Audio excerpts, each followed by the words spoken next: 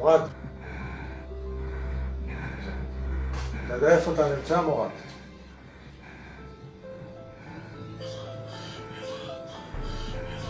מורד.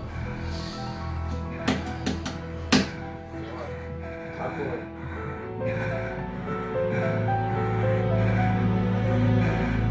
הבן שלי צעק, הבן שלי נזף דם, הבן שלי חזר בני 2 אנשים אכזרים מאוד שעשו לבן שלי ככה.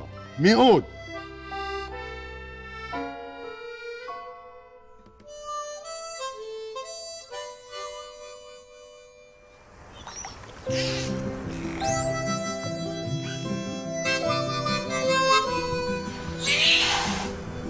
אני זוכר שפתחתי עיניים, מצאתי כל הדולפינים ליד.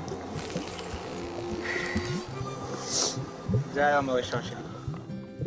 הנחת שאני מקבל כשאני איתם, אני אומר לך, לא בא לצאת מהמים.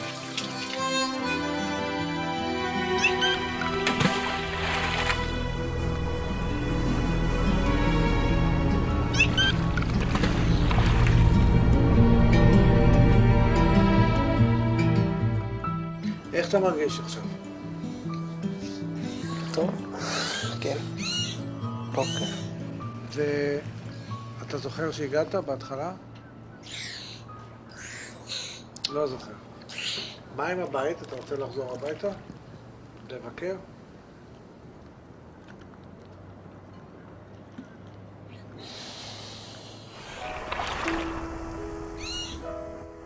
בדירה קטנה, השפעה מלאה, לא רחוק מכאן, בסמטה בצד, גר בחור אחד. זה די קשה למתחת תמיד, במיוחד שאני חיילת. וזהו, בסך הכל כולנו בני אדם, ואהבה זאת אהבה.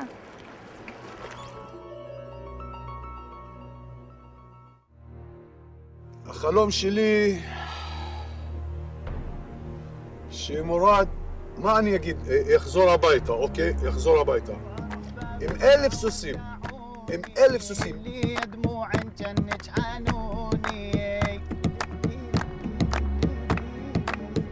בכניסה של קלנסווה יחכו לו שמה.